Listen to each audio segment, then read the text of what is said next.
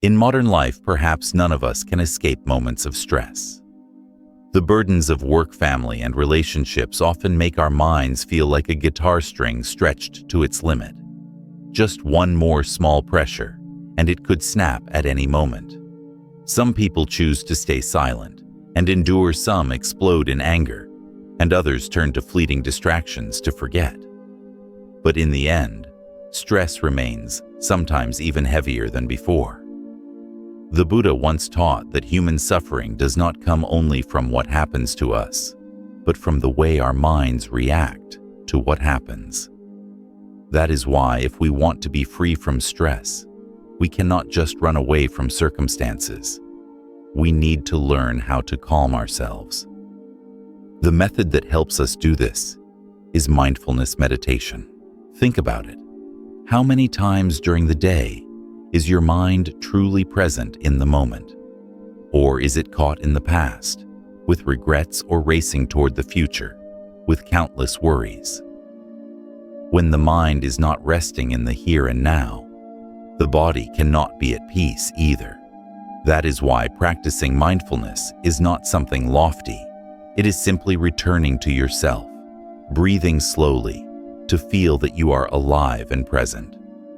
When we pause, observe, and let go of some of the tension, we see that stress is no longer a shadow enemy clinging to us, but just a passing cloud in the sky of the mind.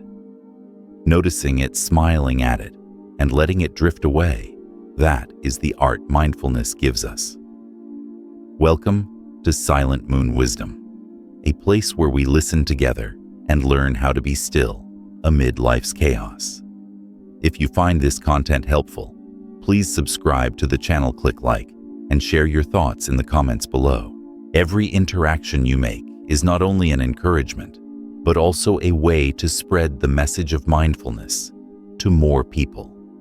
And now, let us begin the journey through ancient Zen stories to discover timeless lessons of mindfulness in relieving stress, lessons that remain deeply valuable for modern life today. Chapter 1. The Story of the Hot Teacup. In an old monastery on a distant mountainside where clouds often sank down into the temple courtyard, there lived an elderly Zen master, known for his calm and deep wisdom. Day after day, he welcomed seekers who came from all places, some burdened by suffering in their lives, some driven by intellectual curiosity, and others simply wanting to learn how to rest in silence. Among the young students was an 18-year-old boy with bright eyes but a restless heart. He had grown up in a turbulent family, witnessing constant arguments and tension since childhood, so he carried within him an unnamed unease. Even while living in the peaceful monastery, he was often swept away by waves of anxiety and impatience. One early winter morning, while fog still hung thick in the courtyard, the boy approached the master, bowed, and asked, "Master, when I sit in meditation, my mind is always restless, as if a fire is burning inside me. I don't know how to find true peace." The Zen master smiled gently, his eyes shining like the full moon. He did not rush to answer, but simply looked at his student in prolonged silence. The silence made the boy even more uneasy. His head filled with questions. Why doesn't he say anything? Did I ask wrongly? Or does he think I'm too weak? After a while, the master stood up and slowly walked into a small room behind him. When he returned, he carried an old wooden tray with a steaming teacup on it. He handed the cup to the boy and said softly, "Take it." The boy was surprised but obeyed. The moment his palm touched the ceramic cup, he immediately felt the heat spread through like fire entering his skin. He winced. The master said nothing, just watched him closely. After a moment, unable to bear it, the boy blurted out, "Master, it's too hot. I'm afraid it will burn my hand." The master kept smiling and asked, "Then why don't you put it down?" The boy froze as if hearing something obvious yet never thought of before. His hand still clutched the cup, straining to endure, believing that the master wanted to test his endurance. "But if I put it down, doesn't that mean I failed?" he asked hesitantly. The master gently shook his head. "No, my child. If you keep holding, your hand will burn. But if you put it down, you will feel relief." Hearing this, the boy suddenly awakened. His heart pounded, his eyes unsettled. Slowly, he placed the cup on the wooden table. The heat faded from his hand, replaced by comfort. A light breeze from the window swayed the oil lamp. He looked at his teacher in wonder. It turned out that the lesson of peace needed no long lecture. It was hidden in a simple act: letting go. The boy stayed silent for a long time. His hand, freed from the burning heat, felt as if an invisible shackle had been removed. He realized it wasn't the cup that hurt him, but his own tight grip. That thought flashed in his mind, then vanished among countless others. He watched the thin steam rising from the cup, curling like small clouds, then dissolving into the air. Outside, the wind brushed past the temple eaves, mingling with the soft sound of wind chimes. The master gently pushed the tray toward him, his voice warm. "Pick up the cup again." The boy hesitated, then complied. The heat was still there, but this time he held it lightly without gripping too hard. The master observed his silver eyebrows, like quiet wings, resting on his calm forehead. "Do you feel the difference?" "Yes, master. It's still hot, but it doesn't feel like burning anymore. I only hold it just enough so it won't fall." "Then you have learned what it means to know enough." The boy looked puzzled. "No, enough. When you hold just enough, you don't get burned. When you put it down at the right time, you don't suffer. Knowing enough means knowing when to hold and when to let go. The cup is not at fault. The fault lies in the hand that doesn't know moderation." The boy looked up at his master. For a moment, he recalled many sleepless nights clutching nameless sorrows in his heart. Sometimes just from someone's word, a criticism, or an unfriendly glance. He had gripped it tightly, keeping it inside like holding a cup too hot, hurting only himself. Now, with a simple "put it down," the heat receded like the tide. The master stood and opened the wooden window. Thin mist flowed in, settling on the sill as tiny droplets. He placed another teacup beside the first and said, "Let's take a walk in the garden. Bring this cup with you." The boy softly asked, "Master, does it need a lid?" "No need. Let the steam speak with the wind." The two of them stepped onto the veranda, walking along the stone corridor that led down to the garden behind. Late-blooming chrysanthemums glowed yellow in the early winter morning. The ground was still wet. Bamboo leaves swayed, and now and then, a drop of dew fell into the teacup, making a tiny plinking sound, like a delicate instrument. The boy carried the cup as instructed, not too tightly, not too loosely, just enough so it wouldn't slip from his hand. With each step, he could feel the heat rise, then thin out in the cold wind, then gather again like a fine mist circling the rim of the cup. "Do you hear anything?" the master asked. "Yes." The wind, the bamboo, the dew striking the tea, and my heartbeat. The master smiled. "Your heart beats like that every day. It's just that before you never listened." The boy bowed his head, as if a quiet door inside his chest had just been opened. Before, mornings like this had come and gone, but he always rushed through them, walking fast while planning his tasks, walking fast while irritated about unfinished work. Today, each step felt like stitching together the torn pieces of an old garment in his heart. They stopped by an ancient pine tree. The master pointed to a stone bench. "Sit down Place the cup on it and wait. Wait for what, Master? Wait for the heat to cool. Wait for yourself to settle. The boy set the cup on the cold stone. Steam rose in a thin veil as the heat met the chill. He watched it. At first, impatience. When will it cool? When can I drink it? But that impatience, like a mischievous child, soon ran in circles, grew tired, and fell quiet. He noticed his breath more clearly, no longer hurried as usual. The silence between them was not heavy. It was like a warm blanket resting gently on his shoulders. Master, it feels strange, as if everything is the same, but I am different. You are different because you are beginning to see what is here. The tea is hot, the wind is blowing, the heart is beating, the dew is melting. None of it ever left you. You were simply absent.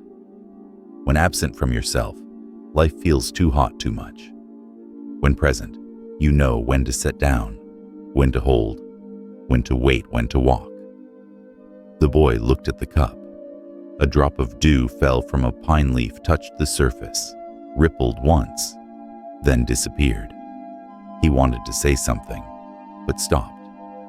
Sometimes words only break the surface of the water, while the real understanding lies beneath. A young novice ran up and bowed politely. Master, the porridge is ready. Will you have some? The master nodded gently. Bring a little sesame salt to the veranda, and another pot of boiling water. When the novice left, the master turned back to the boy. Pick up the cup. Is it still hot? The boy lifted it, pressed it against his hand. It's still warm, but not burning.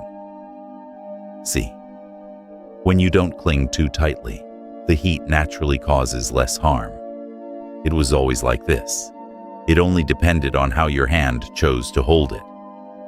They returned to the veranda. The novice brought a wooden tray, a steaming bowl of porridge, a jar of sesame salt, and a heavy clay kettle still releasing steam. The master poured boiling water into the teapot, set another cup before the boy. The tea leaves swirled gently, releasing a soft fragrance. Drink, my child, slowly. Don't rush. The boy raised the cup, about to sip, when the master placed a hand on his wrist and shook his head slightly. Before drinking, let the cup touch your lips, then pull away. Just touch, then breathe. The boy obeyed. The rim brushed his lips. The warmth lingered like an untold story. He exhaled, sensing a faint bitterness beneath the gentle fragrance. The second time inhale, bring the cup a little closer. Just notice the feeling. You don't need to name it. The boy inhaled, and his heart grew still. The noise of the past days seemed to fade, leaving room for the quiet sound of a single tea leaf unfolding. At the third time, the master nodded, and the boy finally took a tiny sip. The liquid touched his tongue, slid down his throat, leaving a warm line, moving slowly like a misty stream. What do you feel? It's hot, but in a pleasant way. Warm, not burning. I taste the tea more clearly, and I feel present in every sip. The master smiled. Then you've learned rhythm, the rhythm of breath, of the hand, of the cup. In rhythm, you meet peace. The boy sat still, sensing a whole day opening before him. He remembered how in the past, drinking tea was only a hurried routine. Pour, gulp, set down, pour, again. Never had he let the heat speak to him. Never noticed the slight touch of the rim against his lips. Never understood how a single cup could bring such peace. As if reading his thoughts, the master folded his hands behind his back and gazed afar. Tea can bring you peace if you are peaceful first. And even if you're not, if you are willing to sit still, the tea will teach you how to return. The boy whispered, "But master, what about the days when I must rush, must work hard, must chase after so many things? Can I carry this teacup into the noise?" The master nodded. The teacup is within you, not on the table. When you remember to hold just enough, you will know how to keep yourself steady in busyness. When you remember to set down, you will know how to rest, even while moving. You already have the key. The boy looked at his hand. The red marks from earlier had faded. Suddenly, he shivered, realizing something so simple, it was almost unbelievable. All this time, he had lived like someone walking while clutching a fistful of dirt, afraid to drop what had no value, leaving no room for a flower to bloom. The master poured more tea. Clouds drifted past the mountain peak. Noon sunlight fell in thin golden strips across the tiles. A sparrow landed on the windowsill, tilted its head, then hopped away. Warmth from the cup spread across the table, gently heating the traces of dew. "Do you have another question?" the master asked. The boy lifted his gaze, his eyes calmer. "Yes, one more. Why didn't I think of putting the cup down? At first, I felt like I was forced to hold it." The master looked deeply at him. "Because you believed holding was strength and letting go was defeat. You believed endurance was courage and setting down was giving up. But a wise hand does not cling forever. A wise hand sets down to avoid self-harm. True strength is not in clinging, but in the clarity of knowing enough." The boy fell silent. Echoes of the past returned like broken fragments. Times he held on to anger for days. Times he held on to a goal, though exhausted. Times he held on to someone's words like a thorn in his heart. All because he thought letting go meant losing. Now a cup of hot tea told him the opposite. "Look at the steam," the master pointed. "It rises, dissolves, disappears. Do you see any moment that can be called defeat?" The boy stared. The steam was fragile, but not weak. It did not compete, did not try to hold shape. It simply drifted and dissolved. Perhaps that is how true freedom lives. A bell from the main hall rang out, its tone lingering. The master stood. "It's time for chanting. You may join me or stay here and finish your tea." The boy held the cup in both hands, bowed. "I would like to sit a little longer, master." The master nodded and walked toward the hall. Left alone, the boy watched the sunlight slowly move across the tiles. Taking another sip, he suddenly remembered his mother. Afternoons when she waited on the porch holding a teacup reminding him, "Walk slowly, my son." Back then, he only laughed, rushing off to some unimportant meeting. Now that reminder returned, gentle as a small cloud. He set the cup down, inhaled deeply. In that breath, he heard his own shift from rushing to slowing, from gripping to releasing. There were no fireworks, no triumphant music, only a quiet that fit perfectly. But it was that quiet that made him feel he had walked a long way.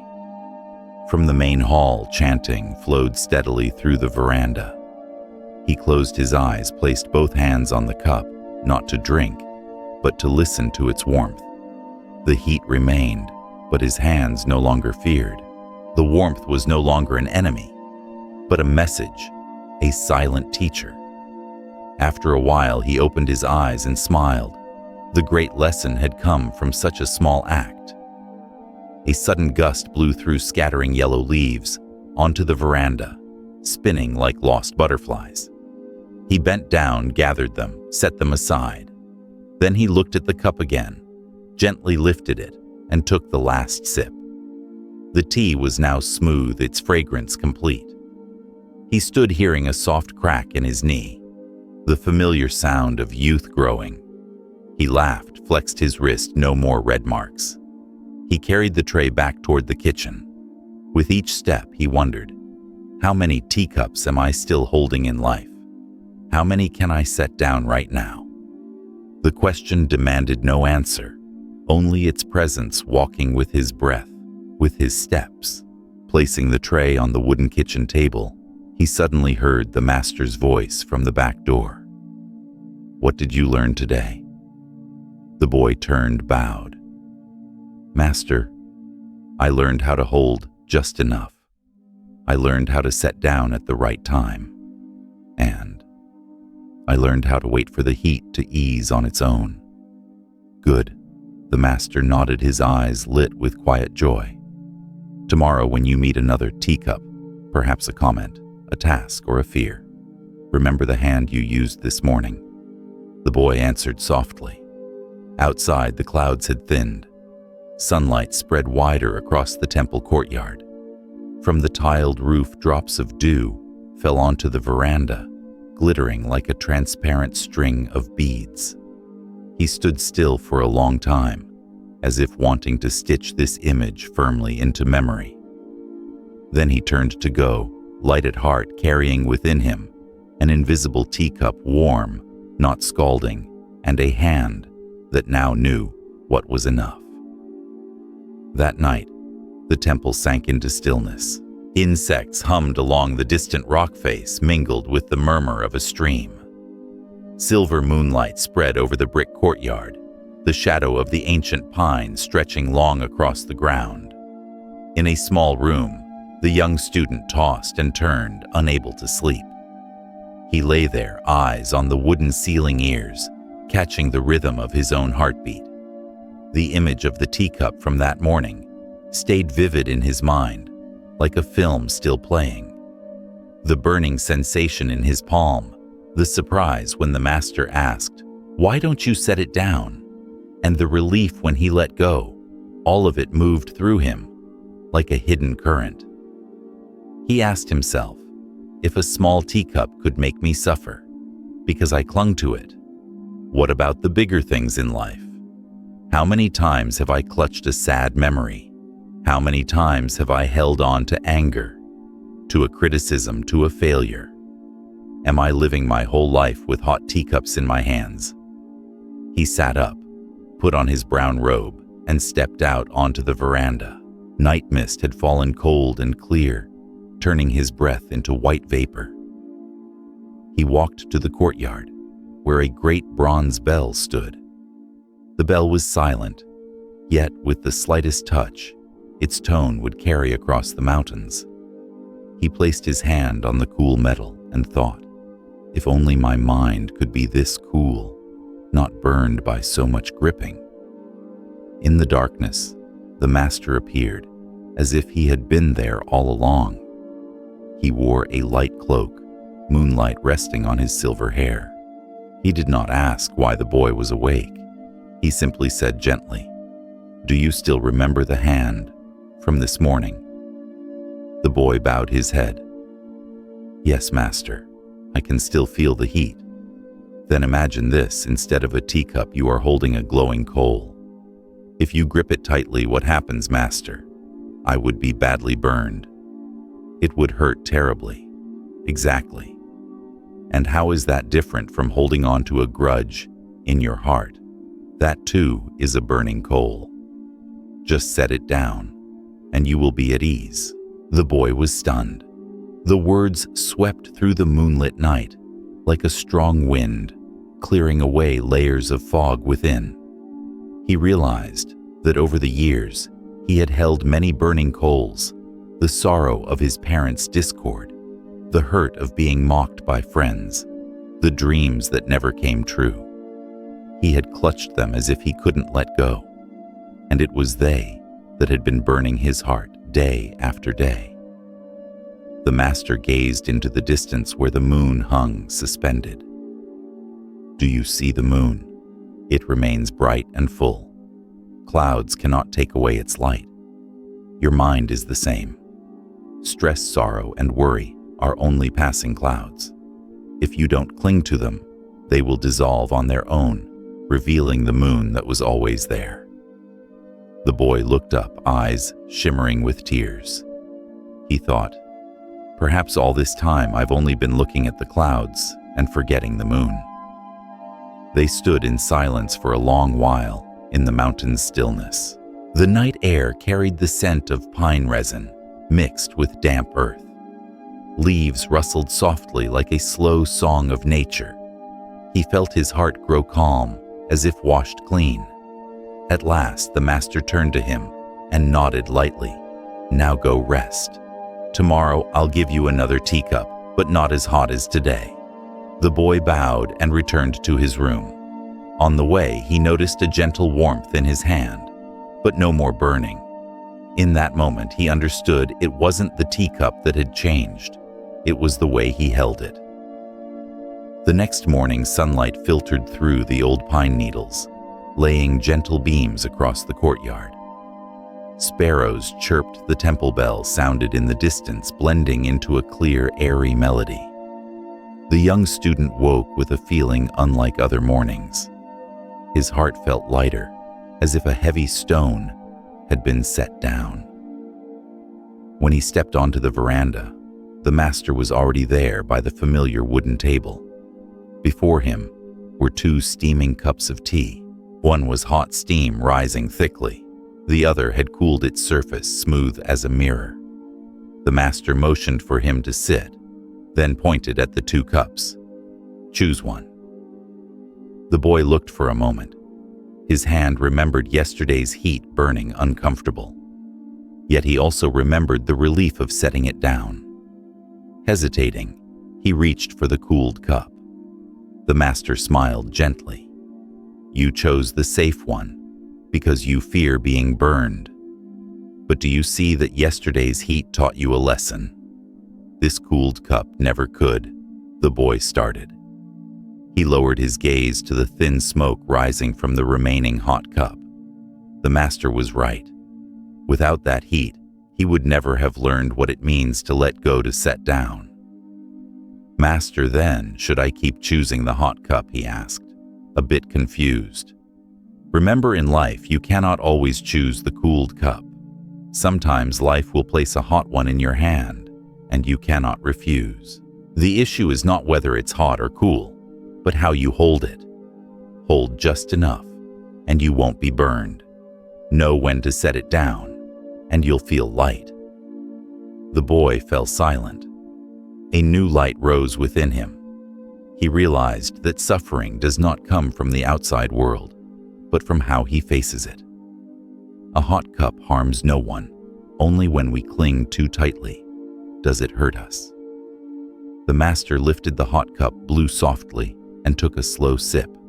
He closed his eyes, as if savoring the whole universe in each drop. When he opened them, he set the cup down and asked, "What do you see when you watch me drink?" "I see you at ease, even though the tea is hot." "That's right. I don't avoid the heat, but I receive it with awareness." You can do the same. If you live in mindfulness, you can move through any situation, hot or cold, pleasant or difficult. The boy bowed deeply. This time he listened not only with his ears, but with his whole heart.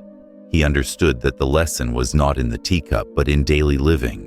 When to hold, when to let go, when to wait for things to cool, and when to take a small sip.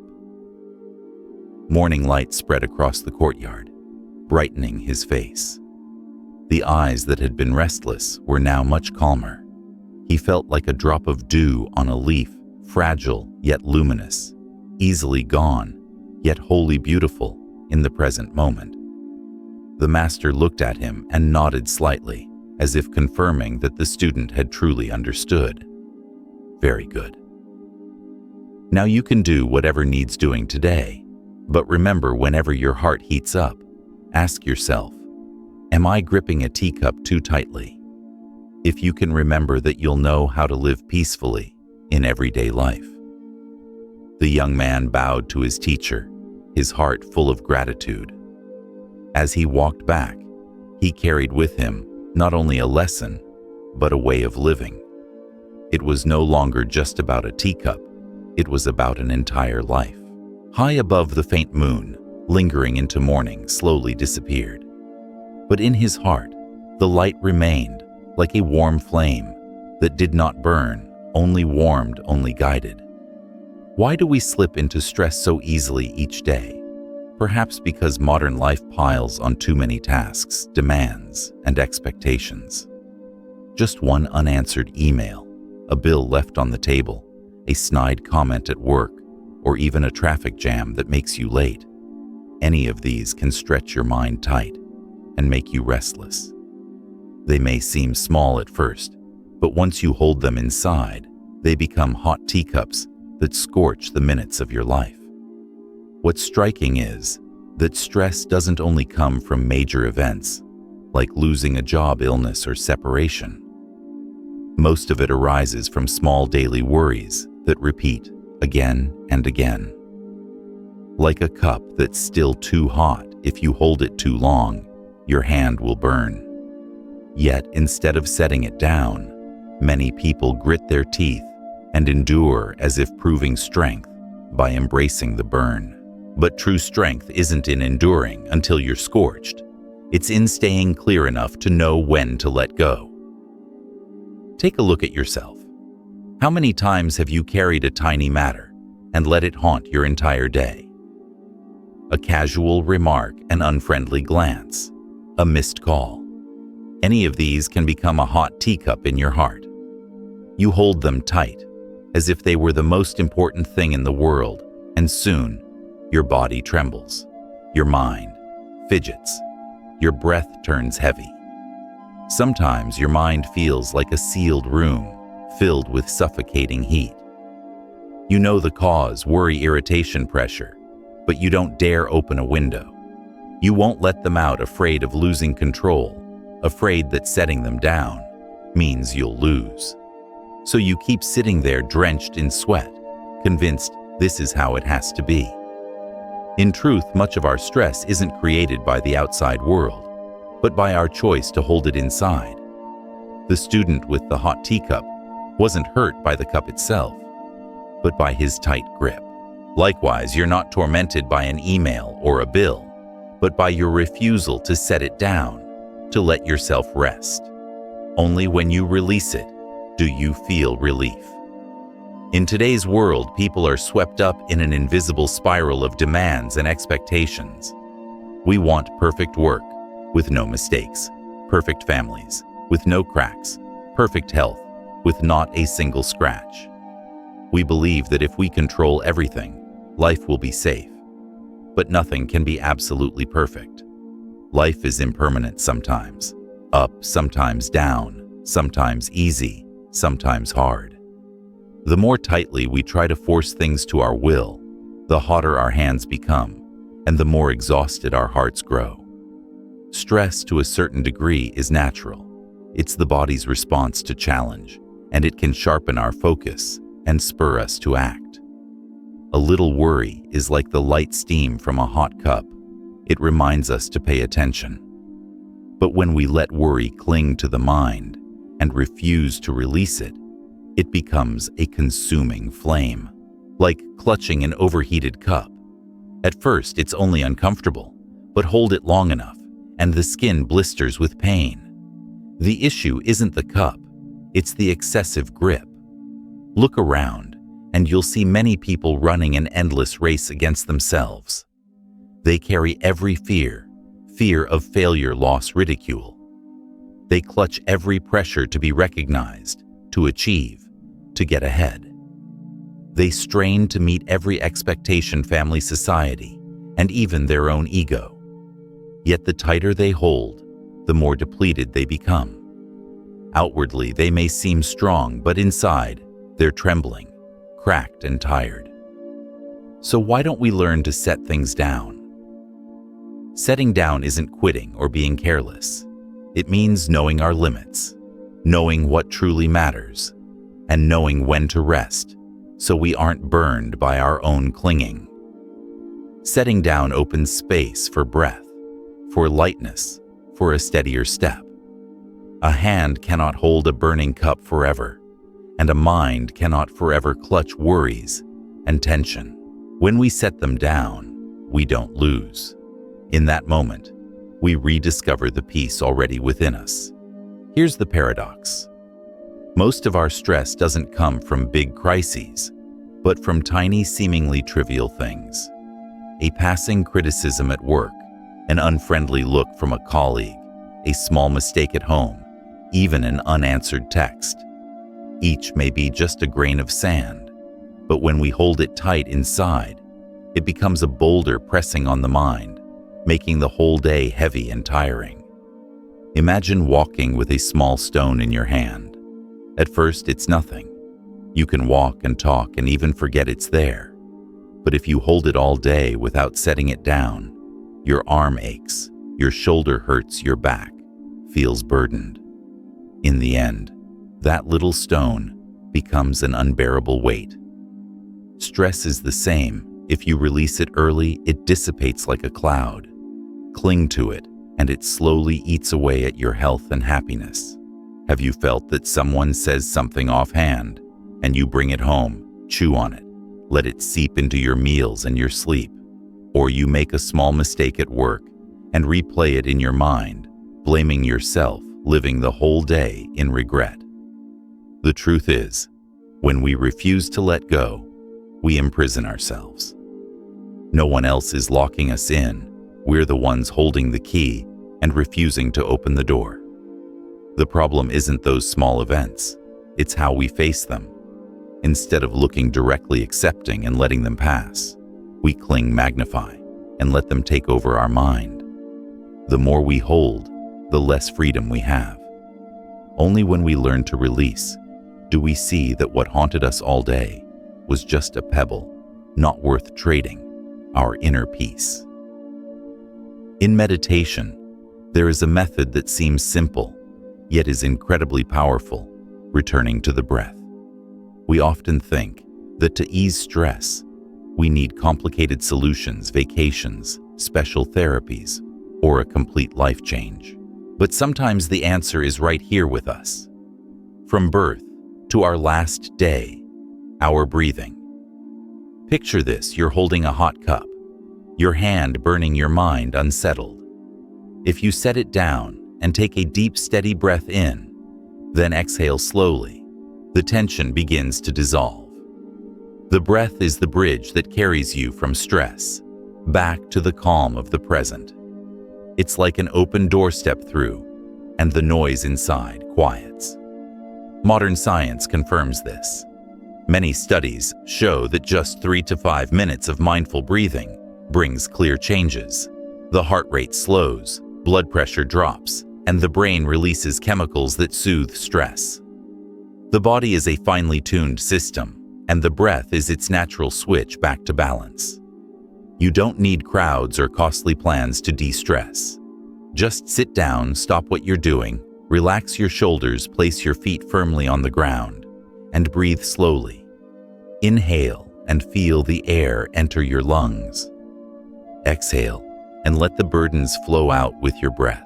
After a few cycles, you'll notice your mind settling like a lake, smoothing out when the wind dies down. Try it now. You need no special setup and no special place. Give yourself 1 quiet minute with your breath, and you'll see peace never left you. It was only hidden under layers of tension and worry. The breath is the key that opens that door, bringing you back to yourself. We are born and raised in a society that tells us to keep moving forward, to do more, faster, stronger. Productivity is praised. Busyness is celebrated as success. But imagine holding a hot cup without ever stopping. What happens to your hand? It burns, gets injured, and loses its ability to hold. Life is the same. If you sprint without rest, will you have strength left to go far? Paradoxically, only when you know how to pause can you go farther. Stopping isn't quitting. It's a wise investment for the long journey. Like a long-distance runner who can't rely only on initial stamina. They must know when to slow down and when to rest to regain breath and strength. If they never stop, they'll collapse halfway. But by easing up at the right times, they can cross the long distance and reach the finish strong. Sadly, modern society plants a false belief: stopping is laziness, resting is weakness. So many people push themselves from dawn to night, never allowing a single deep breath. Yet these are often the ones who fall hardest. They've drained themselves without recovery. Stopping at the right time isn't weakness, it's wisdom. It gives the body space to recover, the mind space to clear, and the eyes a chance to see the path ahead. In that pause, you can finally ask, what am I racing toward? Is it truly worthwhile? If you don't know how to stop, you'll be the one walking with a burning cup, hurting as you go and collapsing mid-journey.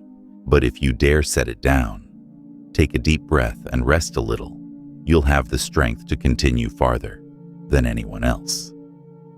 The hot cup the master once handed his student is not just a symbol from the past. It's a faithful mirror of your life today. In the rush of modern society, we take on all kinds of pressures: stacked work, tangled relationships, tight finances, nameless worries. If we clutch them all, they become hot teacups that scald the mind, hour by hour. What's essential to remember is this: stress is not the enemy. It is a natural response of body and mind to challenge. Stress can sharpen you and push you to act. The problem arises when you hold it too long, cling to it without letting go. Then stress becomes a flame that burns away peace, erodes health, and exhausts the soul. Like a hot cup, it isn't harmful by itself. It's the ignorant grip that burns the hand. Ask yourself, how many times have you been tense over something small and let it take your whole day? How many times have you carried a worry from work to dinner to sleep? In those moments, you're walking through life with a hot teacup in your hands, hurting and uneasy. So, whenever you feel stress scorching your mind, stop and ask, am I holding a hot cup? Can I set it down right now? The question seems simple, but it opens a big door. Setting down isn't running away. It gives your mind a chance to rest. Setting down isn't loss. It makes space for peace to return. Sometimes all you need is one deep breath, one slower step, one gentle smile to set down part of the burden that's burning you. And in that very moment, you'll see something remarkable. Stress fades, not because circumstances changed, but because your mind did. With a single soft release, you open a whole field of ease within a place of peace that has always been waiting for you to come home. Chapter 2: The Woodcutter and His Load of Firewood. Long ago, in a small village nestled at the foot of a mountain, there lived a woodcutter who led a quiet, laborious life. He was accustomed to the rooster's crow at dawn, to the chill of morning dew soaking into his calloused skin, to the heavy rhythm of trudging steps in the forest. Every day before the light had fully broken, he forced himself up from his creaking bamboo cot, hoisted his old axe, and walked into the deep woods. That axe had been with him for over 10 years. Its blade was worn down, its wooden handle polished smooth, the grip marked by cracks, crossing where sweat had soaked in countless times. Yet he used it every day, never once thinking of replacing it. For him, work was a habit, a responsibility, not something to weigh or calculate. The path into the forest was so familiar, he could have walked it with his eyes closed. A rugged trail, threading past ancient roots, crossing a small murmuring stream, and opening into a vast woodland. There trees rose high, dense canopies, nearly covering the sky. Birds sang, the wind hummed, and sometimes insects buzzed in chorus. Each day he chose a patch of ground and brought the axe down. The sharp thud echoed dry and repetitive through the air. Logs fell one by one. He gathered them, tied them into bundles, and bound them tight with rattan. Mornings slipped away like that, and he would shoulder the firewood back to the village to trade for rice salt and cooking oil, just enough to get by.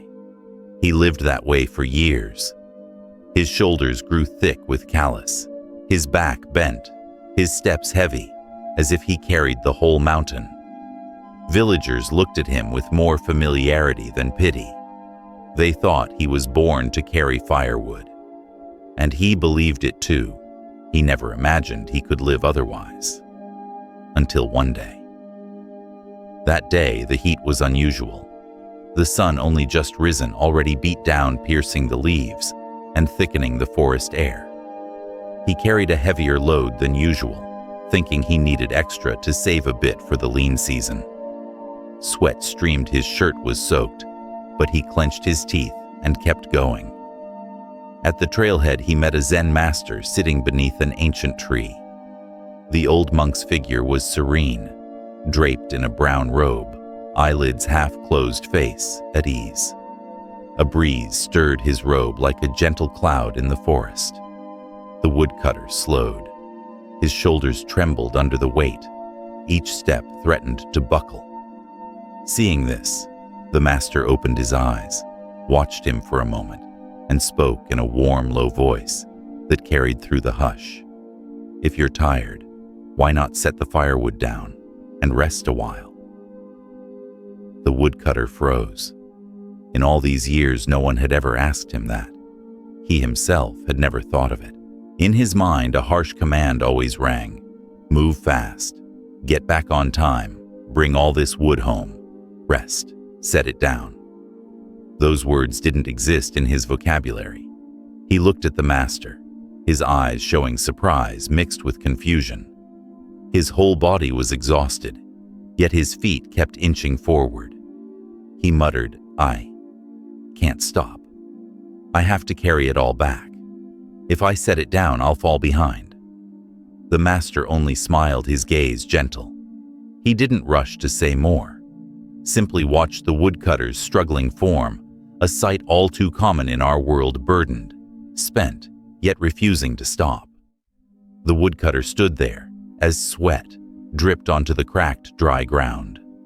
The load on his shoulders weighed on his body, but in his heart, something weighed even more, the belief that I am not allowed to stop. The master's question, "If you're tired, why not set the firewood down and rest a while?" echoed in his head. It sounded simple, but left him deeply unsettled. He had never considered it. Since childhood, his father had taught him, the village had taught him, life had taught him. A person must strive, even when tired, never leave a job unfinished. He bent to adjust the load and tried to move on. Strangely, his legs no longer felt sure. They trembled as if the question itself held them back. "Master." His voice was hoarse. "If I set it down, who will carry it for me? If I rest, will I still make it in time to sell the wood?" The master looked into his eyes, smiling as clear as spring water. He didn't answer at once. He picked up a fallen leaf and turned it in his fingers. After a moment, he said, "I didn't tell you to abandon the load. I only asked if you're tired. Why not set it down for a while? Set it down to breathe, to regain your strength. Then shoulder it again. That way, you can go farther." The woodcutter was startled. All his life, he had known only two choices: carry or quit. A third option, set it down to rest, then carry on, had never existed in his mind. He laughed, but the laugh was thin, tinged with bitterness. "I never thought of that. All these years I've only known to lower my head and keep walking." The master nodded slightly. "Not only you. Many people live this way. They carry all kinds of burdens: work, worry, fear, expectations. They are exhausted to the bone, yet refuse to set them down for even a moment. They keep going and going until they collapse." The woodcutter's heart fluttered. He looked down at his load. Suddenly, it was no longer just bundles of wood. It seemed to become worries, responsibilities, the years he had strained beneath. He wondered, all this time, have I turned life itself into a crushing burden? The master rose, and slowly stepped closer. He laid a hand on the yoke light as a feather. His eyes were bright, but not harsh, gentle yet steady. Try setting it down. Just for a while. Put it down and feel your shoulders lighten. Then you'll understand. It's not the burden that destroys you, but the refusal to rest that wears you out. The woodcutter's heart pounded. He hesitated. His hand gripping the rattan rope trembled. In his head, the familiar voice shouted, "No. Setting it down is laziness, it's giving up." But another voice spoke up, small yet firm. "Try it. Just once." At last he drew a deep breath. Sweat traced lines down his cheeks. He bent his knees and slowly lowered the load to the ground. The dry clatter of wood striking wood rang out, but in his ears it sounded like a bell of liberation. He dropped down onto the grassy roadside. His shoulders suddenly felt lighter. His back freed, his whole body sinking into a strange sensation, ease, comfort, breath. For the first time in many years, he realized he still had the right to rest. The Zen master sat beside him and said slowly, "Do you see? Setting it down doesn't mean giving up. Setting it down is only to breathe, to recover, to continue on. Life does not require you to carry without pause." The woodcutter bowed his head. His cracked hands clutched each other. Tears welled up and fell onto the patch of weeds at his feet. "Master, all these years I never once thought of resting. I only knew to carry, to keep carrying, until my back bent like this." The master laid his thin but warm hand on the man's shoulder and said softly, "It is not too late. Remember, it is not only firewood that bends your back. It is the weight in your heart that makes you weary." The woodcutter lifted his tearful eyes. In that moment it felt as though all the sounds of axes striking burdens, pressing heavy breaths, all faded into the distance. In front of him was only one truth he had never seen before he could set it down.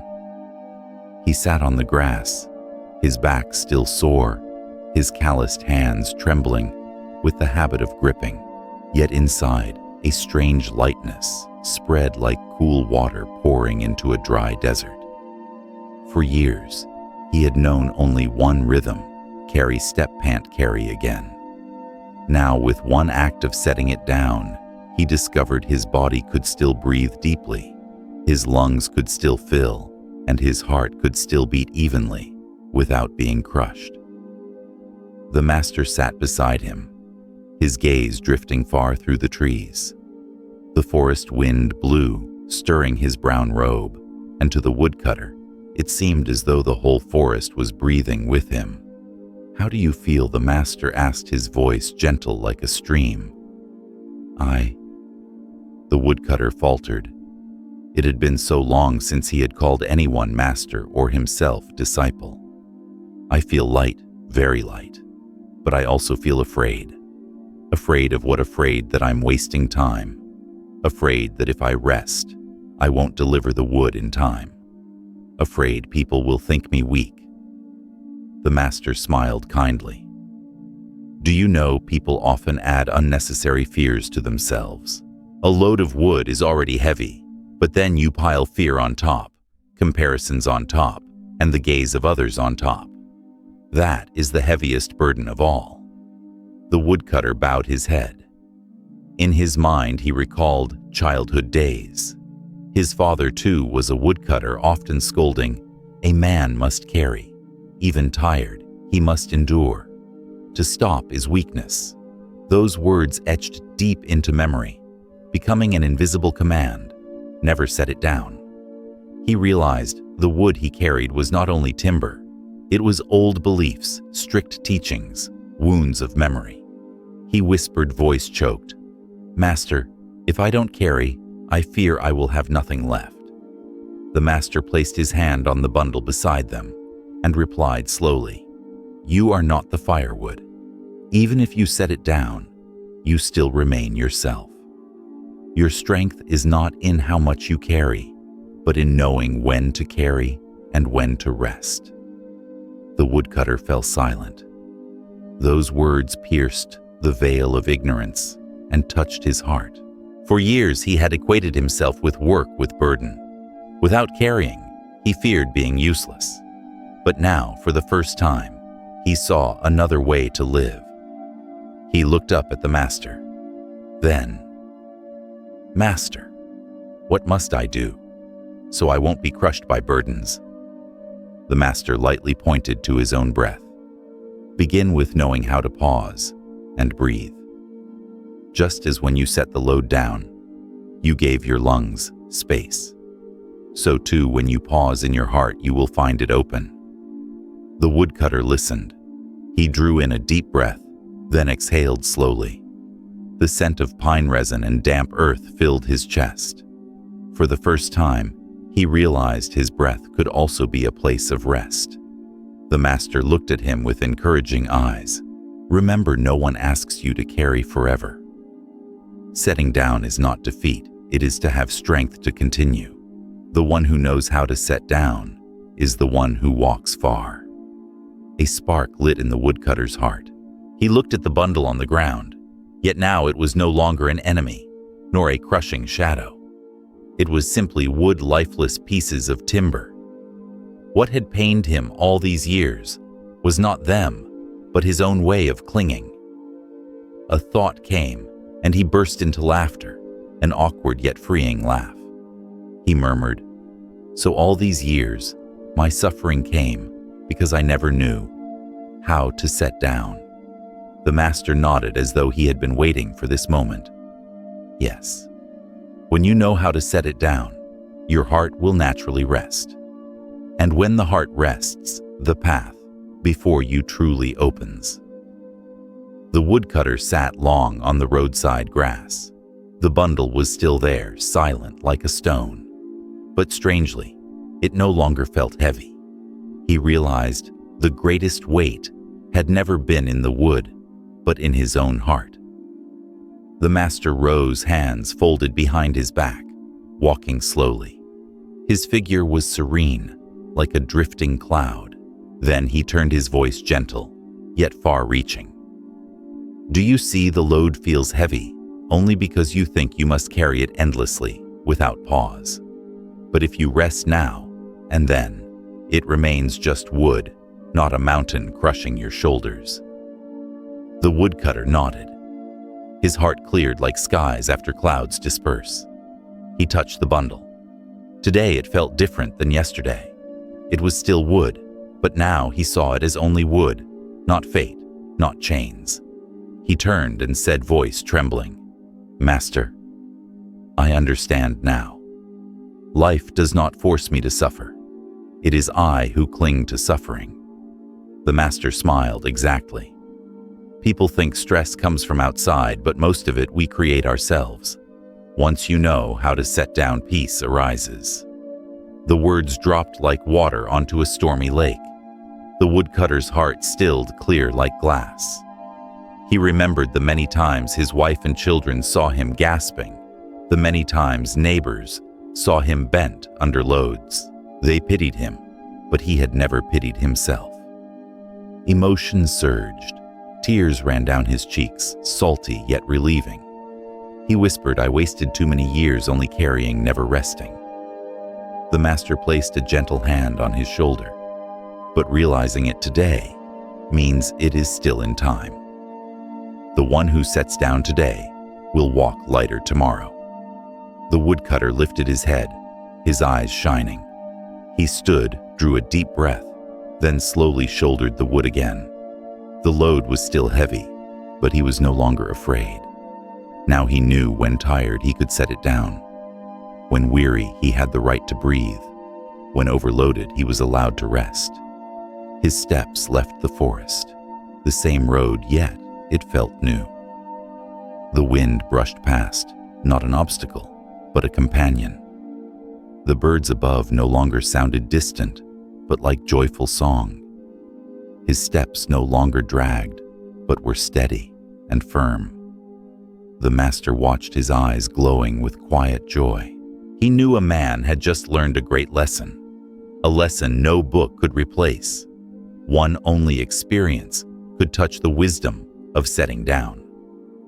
On the way back, the woodcutter carried both firewood and thoughts.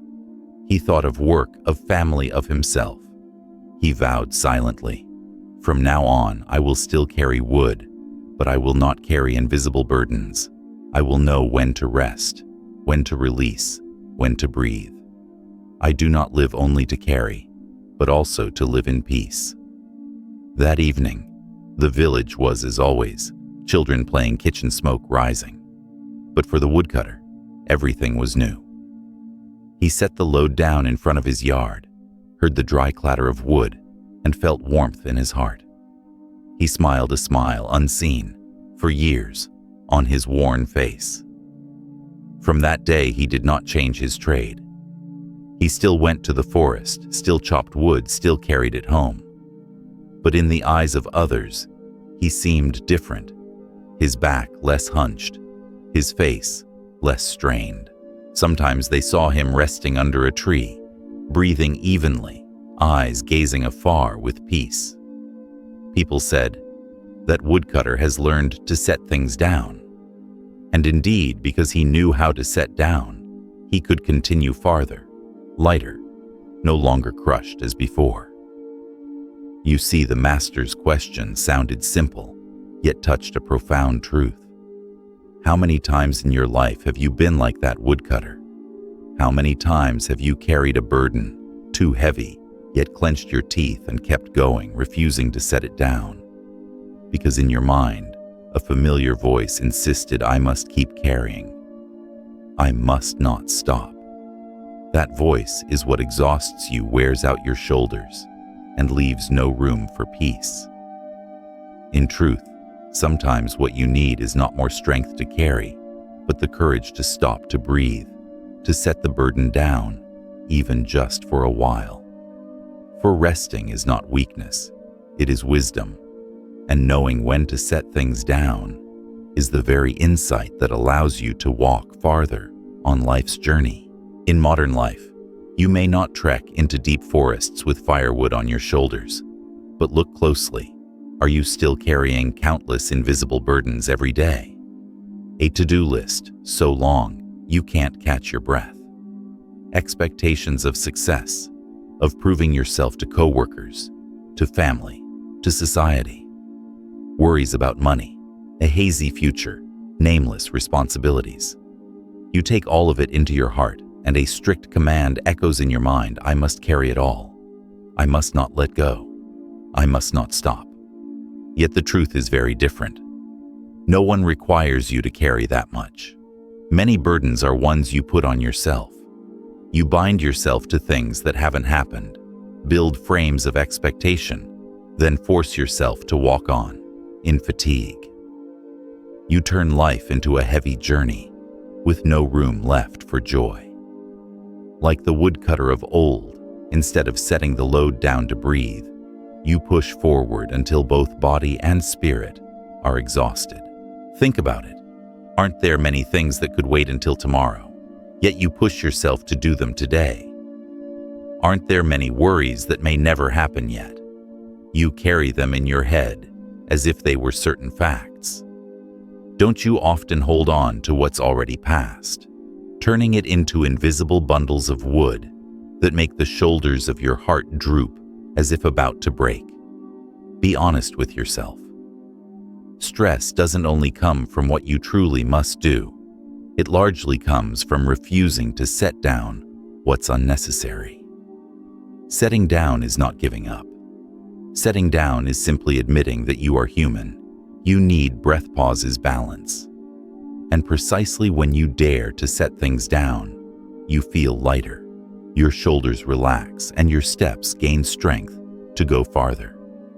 For this reason, the woodcutter's lesson isn't just for the past, it's a mirror for the present. You don't need to carry the whole world on your back. You only need to learn to stop, to let go of some things, and to keep what truly matters. That isn't weakness, it's wisdom.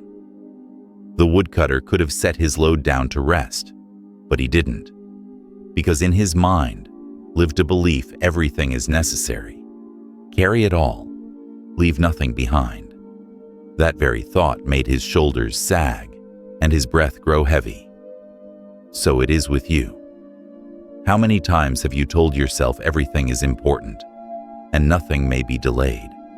You think that if you don't finish it all now, you'll fail or fall behind. But is that true? Or are you turning small matters into a massive burden, forcing yourself beneath its weight? Mindfulness, clear awareness in the present moment, is the lamp that illuminates reality. When you truly return to yourself, you see plainly some things need doing. Now some can certainly wait until tomorrow. Some burdens you must keep to grow, but others are illusions that only tire the mind. Think about it. How often have you carried old memories, past reproaches, and other people's unworthy expectations? How often have you clung to them, believing they were indispensable parts of life? In truth, they're like rotten bundles of wood. You keep carrying them, but the farther you go, the more exhausted you become, and they bring no warmth at all. Ask yourself sincerely, what am I carrying that I don't truly need? Am I shouldering things that died long ago? If the answer is yes, remember that you have every right to put them down. No one forces you to carry them forever. No one demands that you suffer for what no longer has value. Like the woodcutter guided by the Zen master, you too need a clear look to know what to keep and what to let go. In the moment you dare to set things down, your shoulders lighten, your heart opens, and your steps grow steadier on the road ahead. A large part of the invisible bundles you carry aren't in the present at all. They come from the past memories already closed that you still clutch, and from the future, things not yet real that you already fear. You may have replayed old mistakes, blaming yourself and letting regret gnaw at you. You may have painted hundreds of bleak scenarios for tomorrow, losing sleep over things that don't yet exist. Instead of shouldering only what's here today, you stack on the burdens of yesterday and tomorrow. That's why your legs are tired and your spirit is drained. Compare yourself with the woodcutter. He only had to bring wood from forest to village, a hard job, but clear. You, however, not only carry what's in front of you, you also load up with things that don't belong to this moment. You shoulder invisible bundles, memories, regrets, fears, so your shoulders sag all the time. Living mindfully teaches you to return to the present. Then you carry only what truly exists, here and now. No more, no less. You don't let imagination drag you away. You don't let your mind cling to what's beyond your control. When you do this, a remarkable lightness appears. The truth is, the present has never been too heavy.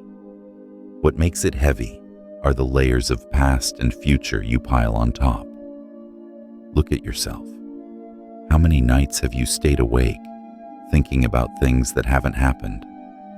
How many times have you lost the joy of the present moment because your mind was haunted by something past? How many times have you sat with loved ones while your heart fretted about tomorrow? That is when you're carrying bundles that don't belong to today, and they not the real tasks before you are what bend your back. Try setting them down. Allow yourself to carry only what is here. You'll feel lighter in your shoulders, steadier in your step, and more at ease in your mind. The Zen master once asked the woodcutter, "If you're tired, why not set it down and rest?" That is the same question I want to ask you today. Are you tired from carrying too much pressure in life?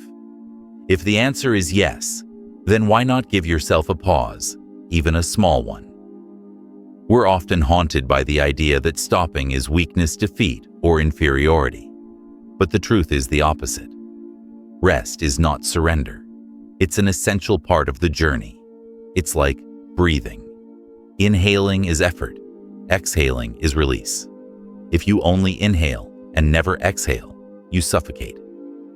Life is the same. If you only run without stopping, only carry without resting, you will collapse. Look at a bow. To shoot an arrow far, a bow must be drawn tight, but it must also relax. Keep it taut all the time, and the string will snap. Or a river. Some stretches run fast, others bend and slow, so the water can settle clear. Or a long-distance runner. They cannot run without breaks.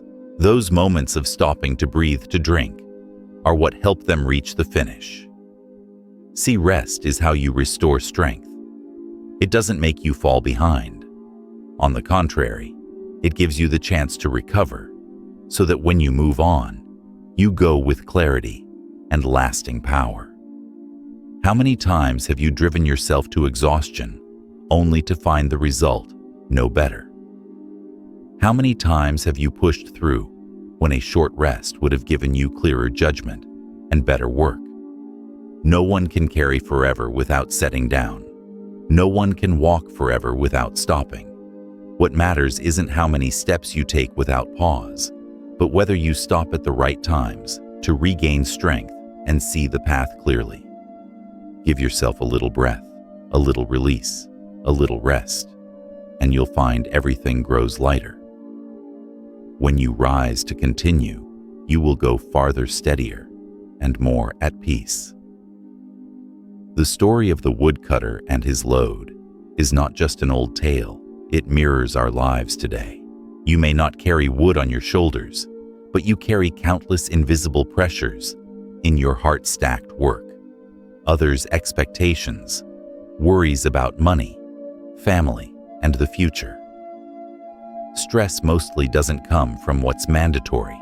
It comes from the extra weight we add to the mind. The wonder is that mindfulness, awareness in the present moment, can help you see clearly. When you truly pause and listen to yourself, you can tell what must be kept and what can be released. Some things, even if left undone, won't stop life from flowing. Some burdens, once set down, lighten your shoulders without any real loss. Mindfulness isn't just a philosophy, it's a practical skill for choosing and relieving. Moreover, when you live in the present, the past and future no longer haunt you. The past is gone, no amount of regret can change it. The future isn't here, no amount of worry can make it unfold as imagined. Clinging to what isn't present, you load yourself with invisible bundles that multiply your fatigue. Only by returning to this moment do you feel light and free. Above all, rest is not quitting.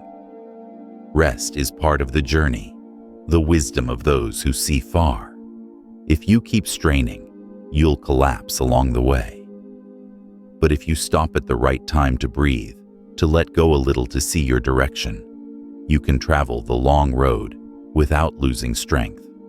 Just as a bow must sometimes relax to shoot far, and a river has calm bends before it pours into the sea, people need quiet moments to gather strength. Remember, no one forces you to carry everything.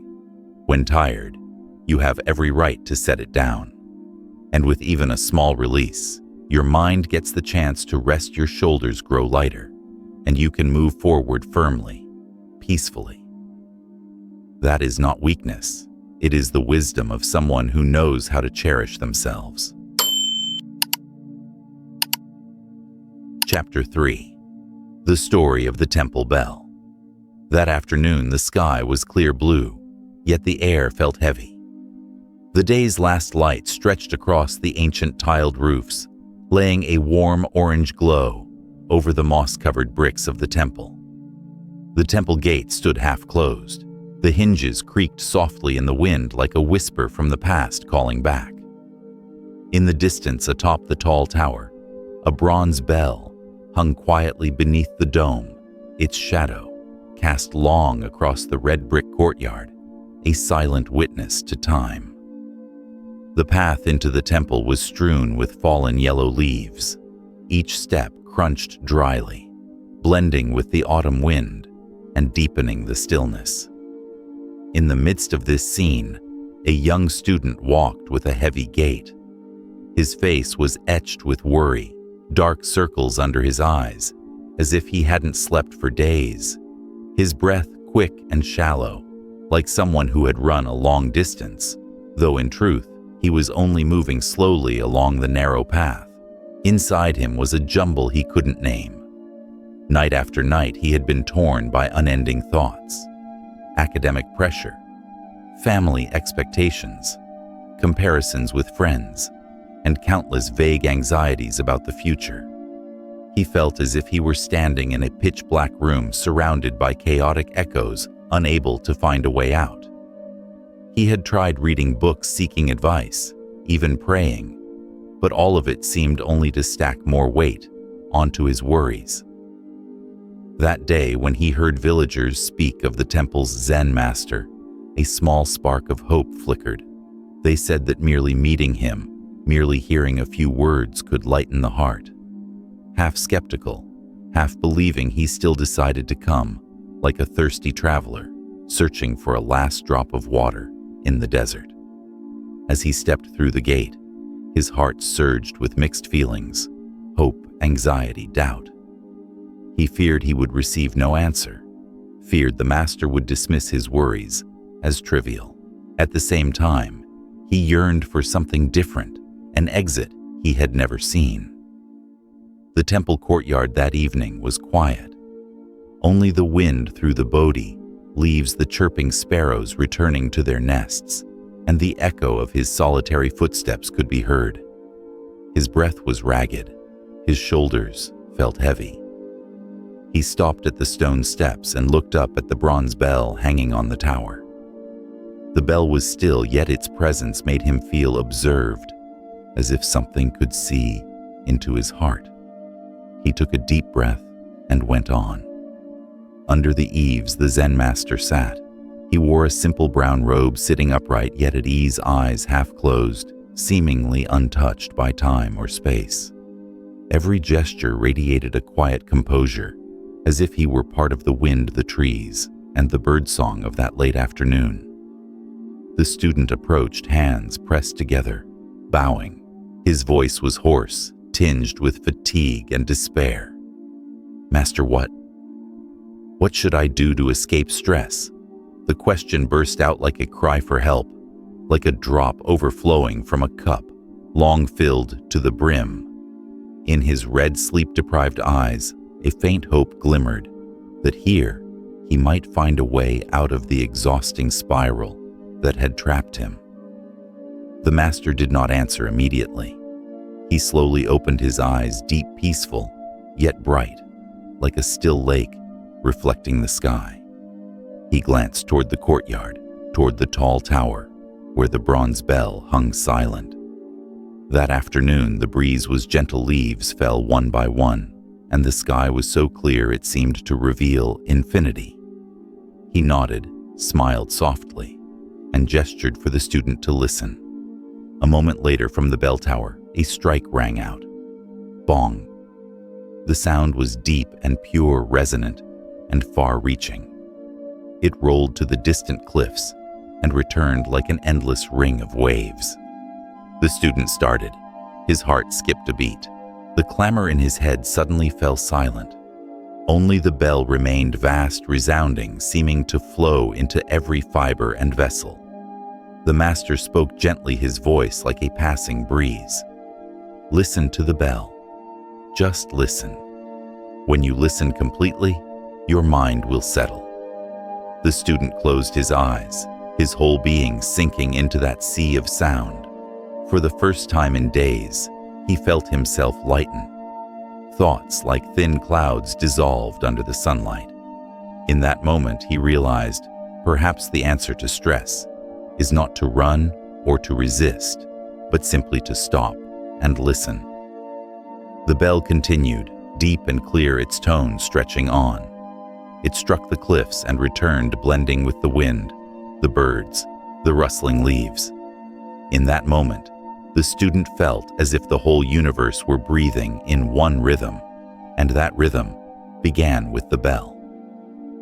At first, he heard with only his ears.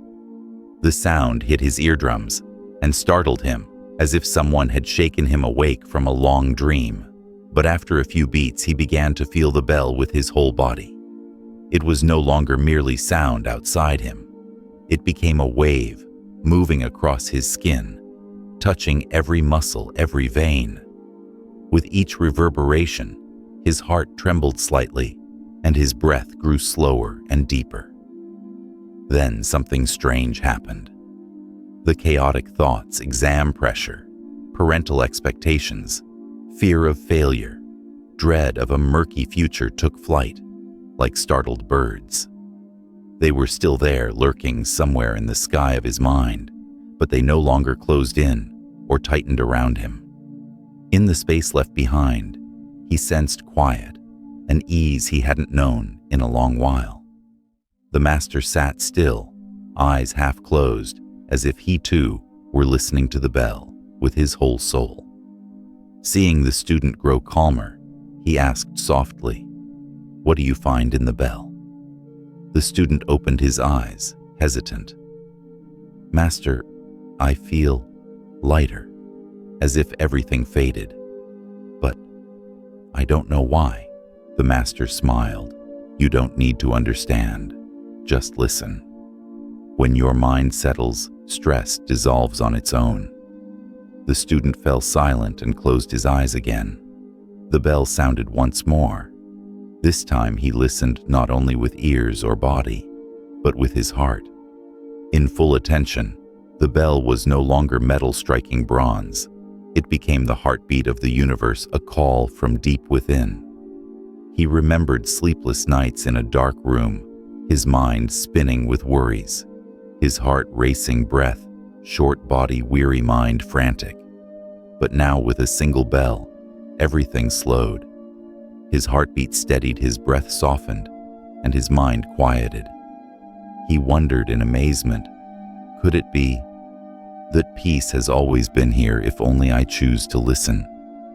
The more he listened, the clearer it became. Stress doesn't disappear by suppression. It dissolves when illuminated by awareness. The bell is the lamp, lighting the dark room of the heart. Once light enters, the darkness recedes. A light breeze crossed the courtyard, stirring the Bodhi leaves. The student opened his eyes to a clear, bright sky. For the first time in days, his eyes were no longer clouded with worry. They shone like a child's. He bowed and said, "Master, the bell is wondrous. I have never felt anything like this." The master nodded. "The bell has no magic. Your own mind is what's wondrous. The bell only reminds you to return. When you are present in the now, stress has nothing to cling to." The student said nothing, but his heart swelled. For years he had searched for a formula, a secret, a cure for stress. Yet it turned out to be something simple to the point of disbelief. Listen to a sound completely. He took a deep breath in and exhaled slowly. In that very moment, he felt himself alive, not living in the past, not running toward the future, but fully in the present. And miraculously, that alone was enough to bring his heart to ease. The master gazed into the distance where the sun was setting behind the mountain. The sunset reddened the sky, and the bronze bell glowed like molten gold. He spoke softly, as if to the whole earth and sky. When the mind is at peace, wisdom arises. When stress is gone, the path becomes clear. The student listened, his heartbeat calm. Within him, a door had just opened, a door to the peace he once thought he had to seek somewhere far away. After the bell's tone faded, the courtyard returned to silence. But within the student, something had changed. He sat quietly and listened to the silence itself. Where silence once made him restless, as if there were a void to be filled with thoughts, now it felt like a gentle friend, wrapping softly around him. He tried thinking about the things that had worn him out the upcoming exam, the expectant looks from his family, the comparisons with friends. Normally, just recalling them would stir up a wave of anxiety, his heart racing, his limbs restless. But now those images arose without unsettling him, as before. They were like clouds drifting across the sky there, yet unable to cover the vast sky within him. The Zen master watched him intently, then asked, "Do you still feel heavy?" The student shook his head and smiled faintly.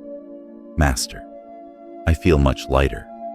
But," he paused, then lowered his head, "I'm afraid that when I leave the temple, I'll worry the same as before." The master replied slowly, "The bell here can help you settle. But the bell you truly need to carry isn't in that bronze tower. It's in your own mind." He was surprised. "In my mind?" "Yes." The master nodded. "The bell is only a means. What brings you peace is the awareness when you listen.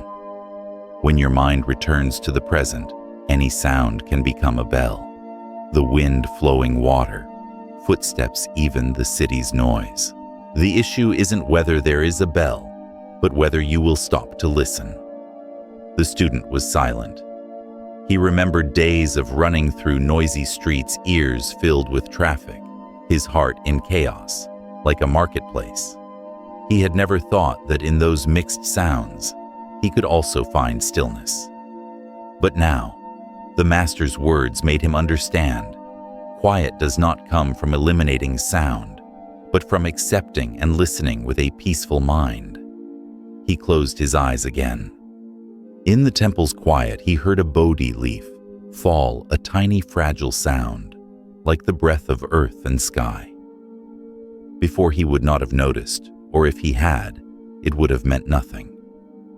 But now that falling leaf became clear, touching his heart like another bell, reminding him of the presence of this moment. He said softly, "Master, I understand. I kept searching for a miracle to escape stress, without knowing that true listening is the miracle." The master nodded lightly, a kind smile on his lips. "Exactly. When you know how to listen, you will know how to live." The student opened his eyes and looked toward the bronze bell. Dusk had deepened.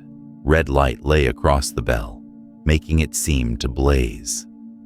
In that moment, the bell no longer felt like an inert object, but a symbol of something deeper, a reminder that peace is always present, if only one knows how to return. He bowed his heart, swelling with inexpressible gratitude. Never had he felt so close to peace. After years of living in anxiety, he realized peace is not far away. It is simply stopping listening and being fully present in the moment. The master gently closed his eyes again, silent, as if everything had been said. The student remained sitting, no longer eager to seek more answers. He knew that sometimes a single bell is enough to answer every question. Twilight fell. Red light yielded to deep purple shadows. The student pressed his palms together to bow to the master, then left the courtyard. He stepped out the gate, yet his heart still echoed with the bell's sound. It seemed never to have ceased resonating somewhere in his chest, in each breath. The road back to the small village wound beneath the trees. Crickets sang, insects chirped, merging with the thickening darkness. Before, he would have found the empty road frightening and sad. But today, it felt strangely alive. Each sound, each breath of wind, each falling leaf became a small bell, reminding him to return to the present. As he walked, he tried listening. A dry leaf fell and touched the ground with a faint sound. Normally, he would never notice, but now he stopped listening to it, as if listening to a bell. Suddenly, his heart softened, his breath slowed, and his mind grew still. He was amazed the bell was not only on the temple tower, it was everywhere, as long as he knew how to listen. When he arrived home, the familiar scene appeared: parents busy, a younger sibling running, neighbors chatting noisily. Yet he sensed something had changed, not in them, but in himself. Usually this clamor only heightened his stress, like pouring water into an already full glass. But today, he received it with a new attitude, listening to it as he would a bell. His mother calling him to help with chores, his sibling dropping something, the dog barking at the gate, all became the natural rhythm of life. When he stopped resisting and simply listened, these sounds were no longer burdens, but an ordinary, even, gentle flow. That night, he sat at his desk. In front of him were thick stacks of books, piles of assignments, dense notes. His heart fluttered, old worries rose, but instead of rushing in, he closed his eyes, took a deep breath, and pictured the temple bell ringing. In his mind, the sound resounded deep and clear. After a few beats, his mind settled, his head cleared, and his hands stopped trembling. Then he began to work, bit by bit, with a calm he had never known. The next day he went to town. Crowds pressed in the markets, noise, horses and carts, bargaining voices. In the past, scenes like this drove him nearly mad. Now he paused, took a breath, and asked himself, what is the bell of this place? He listened, a woman's sales call, children's giggles, wheels grinding on the road. Strangely, when he welcomed them with a peaceful mind, all of it became life's music. No longer chaos, but a rich symphony in which each sound was its own note. Gradually, the student realized the master's teaching was not only about hearing an actual bell, but about finding the bell within, everywhere and always. When you stop and listen, every sound becomes a reminder to return to the present. Of course, it wasn't always easy. Some days he was still swept up in stress, still anxious about exams, still weighed down by family expectations. But unlike before, he no longer sank for long. With a brief pause, closing his eyes, breathing deeply, and listening even to a passing breeze or a distant bird, he could regain balance. Once, while arguing with a classmate, he felt anger rise, his heart pounding, sharp words on the verge of bursting out. In that instant, he remembered the master's words, "The bell is in your mind." He paused, took a deep breath, and listened to the surrounding noise as another bell. Strangely, the anger didn't swell. Instead, came calm enough to hear his friend's view and respond gently. From then on, he gradually learned stress can't be completely avoided, but it can be released when we know how to listen.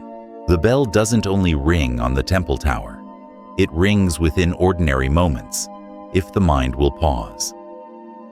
Weeks passed since the day he first heard the bell in the temple courtyard. In that time, he lived differently than before.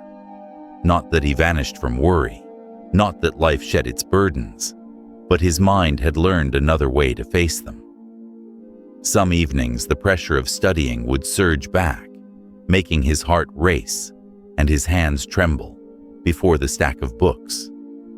But instead of sinking into panic, he closed his eyes, took a deep breath, and listened.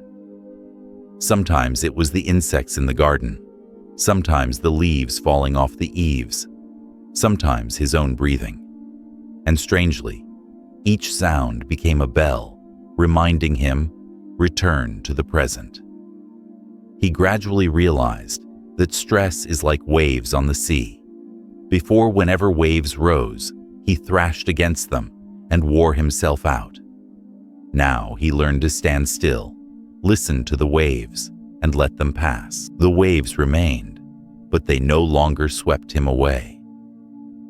One autumn morning, when mist still blanketed the valley, the student decided to return to the temple. He wanted to express his gratitude and also to share with the master what he had experienced.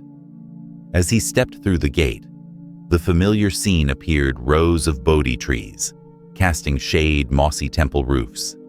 and the bronze bell hanging quietly under the dome. This time, his steps were no longer heavy, like the first day, but light and unhurried. His heart no longer clenched with tension, but opened at peace. The Zen master was sitting on the steps, the same serene posture as always. Seeing the student return, he smiled. The student bowed, then sat and recounted, "Master, since hearing the bell, I've learned to listen in daily life. At first, I thought there was only a bell at the temple. But later I discovered that even the wind, the leaves, or footsteps can become a bell, as long as I know how to listen. Because of that, my mind has felt much more at ease." The master nodded, his eyes kind. "You've understood correctly. The true bell is not in bronze or wood, but in the mind's capacity for awareness. When your mind is awake, any sound can become a reminder." The student reflected, then asked, "But Master, there are times I still get swept away. Sometimes stress rises up strongly, and I forget to listen. What should I do?" The master answered slowly, "Don't blame yourself when you forget. Your mind is like the sky. Clouds come, then go. Sometimes it's clear, sometimes foggy. Your task isn't to stop the clouds, but to remember that behind them, the sky is always there. When you're lost in stress, just remember to return. Listen to a bell, to a breath. That is enough." The student fell silent. The master's words were not merely an answer. They were like a lamp shining deep into his heart. For years he had blamed himself for not being good enough, strong enough, steadfast enough. But now he realized he didn't need to be perfect. He only needed to know how to return, no matter how many times he lost his way. Then the master stood and slowly walked toward the bell tower. He reached out and gently struck it. The bell rang, deep, resonant, spreading across the courtyard. The student closed his eyes, his whole body vibrating with each reverberation. But this time, he was no longer surprised, no longer searching for a miracle. He simply listened completely. And in that listening, he saw clearly, peace is not out there. It is right within his own mind. The master turned back and said softly, "Remember, every day of your life can be a bell. When you know how to listen, stress is no longer a burden, but a reminder to return." The student bowed, his heart swelling with deep gratitude. He knew his journey was not over. Life outside still held plenty of pressures and challenges. But in his hands, he now held a key, the art of listening to the bell within.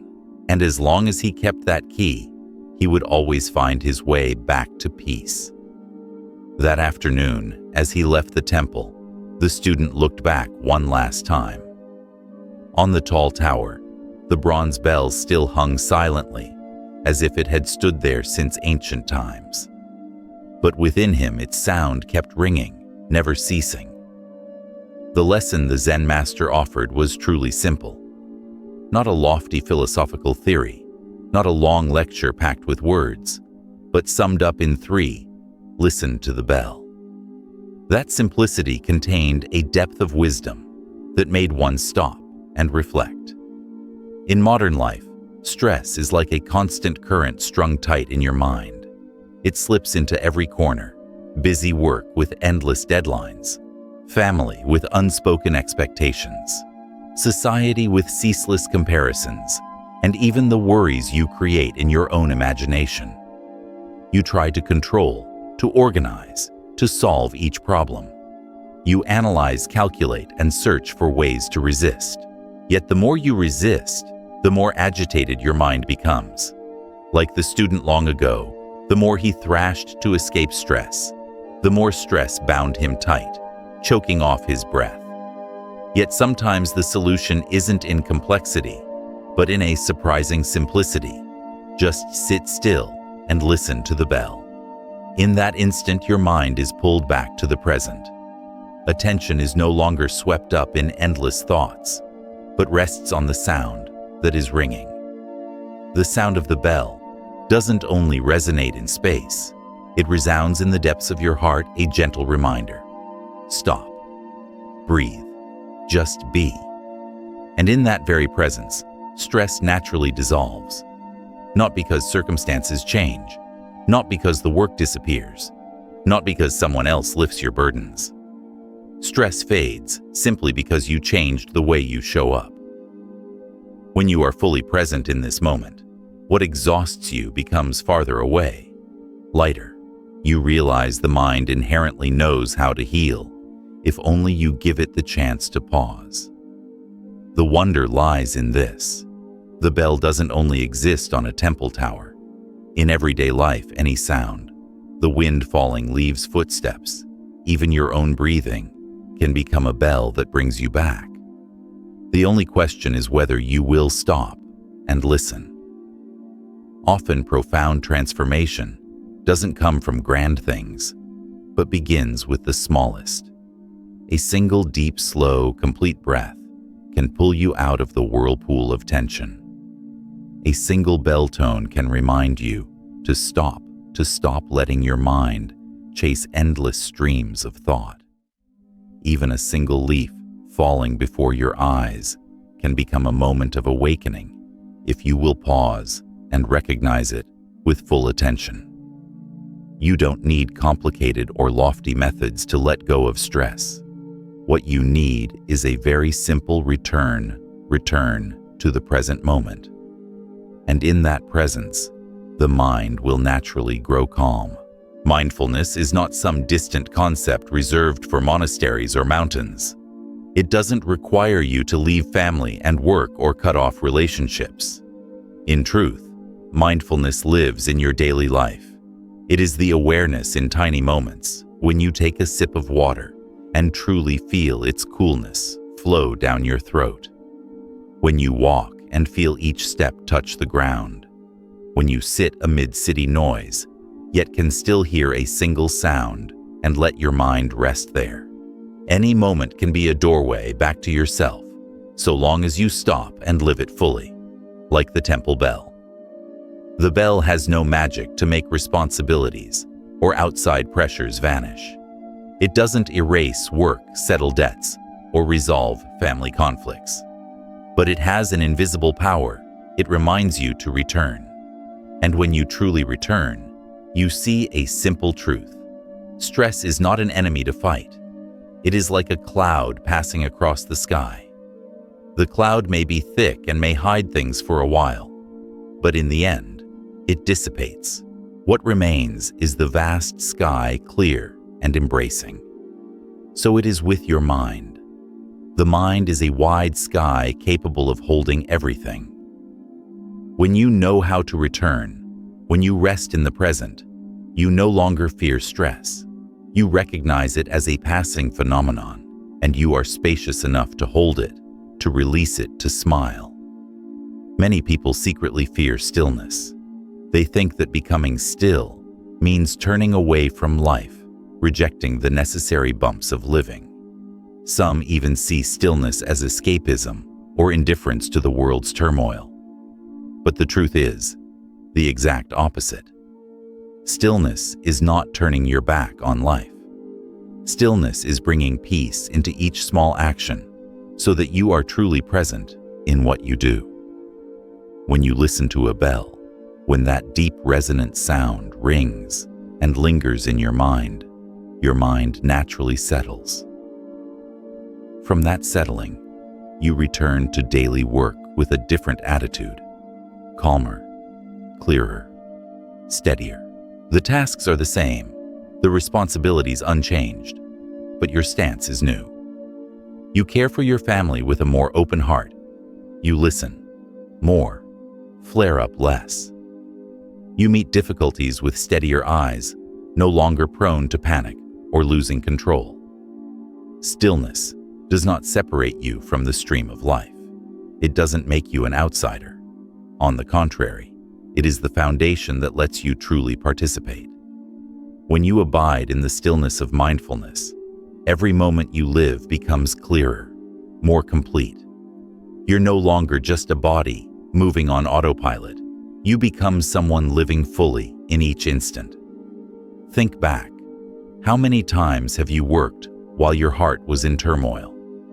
You sat at your desk, but worried about tomorrow. You spoke with loved ones but were preoccupied with unfinished tasks.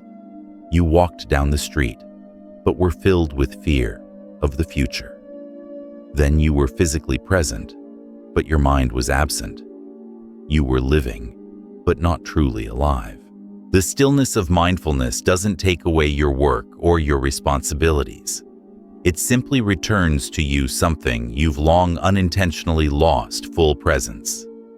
And when you are truly present, everything you do takes on a different quality. A meal becomes warmer, a conversation deeper, a decision wiser. Stillness doesn't mean turning away. It means returning to each step, each breath, each present moment. From there, you see that peace has never left you. It has only been waiting for you to stop to listen and to invite it into every moment of your life. The temple bell's ringing doesn't merely dissolve heavy tension in the mind. It also awakens a deep wisdom you've neglected within yourself. When stress dominates, you're like someone walking in thick fog. The road is there, but you can't see it. Your steps feel tentative, staggering, anxious. Every decision becomes a burden, every choice unclear. But when the mind is at peace, like when the sun rises and the fog melts away, the road that has always been there suddenly appears right before you. You know where you need to go, and each step grows steadier. Have you ever experienced this? When your mind is tangled, you try to think, try to analyze, but the more you think, the more stuck you feel. Then, the moment you stop and allow yourself to relax, even if it's just taking a walk in the park, listening to a soft piece of music, or simply taking a deep breath in and slowly exhaling, the solution suddenly appears. Not from the outside, but from within you. That is the wisdom that arises when the mind returns to a calm state. In meditation, the sound of the bell is only a tool, a doorway into the present moment. You don't need to be in a temple to experience that peace. In fact, you can find your own bells in daily life. It could be the sound of birds singing in the morning when you wake and open the window. It could be the sound of a leaf gently touching the ground on a quiet afternoon. It could be the sound of your own footsteps on an empty road, or the wind passing through the office window. Any sound, if you are willing to stop and listen, can become a bell, reminding you to return to yourself. The important thing does not lie in the external sound, but in the inner attitude. Are you willing to pause and listen? Are you willing to step out of the whirlwind of thoughts and simply exist in this moment? The answer lies in your choice. Stress may always knock at the door, but you can also choose to open another door, the one that leads to stillness, clarity, and wisdom. The story of the temple bell teaches us a simple yet profound truth. Mindfulness does not begin with something grand, but with the small moments of daily life. Just by listening to a sound, the ringing of a bell, the whisper of the wind, or even your own breath, the mind can return to the present. And when the mind returns, when attention is fully placed on this very moment, you realize something miraculous. Stress has no place to cling. When the mind is at peace, stress naturally dissolves. And in that stillness, wisdom arises, illuminating the path ahead. You see, in a noisy world where everyone is swept up in work responsibilities and expectations, what you often need is not another complicated solution. You don't need countless emotional control techniques, nor do you need to run away from reality. What you need is simply to stop, to give your mind a pause. Just a moment of listening to a bell, a breath, an ordinary sound of life.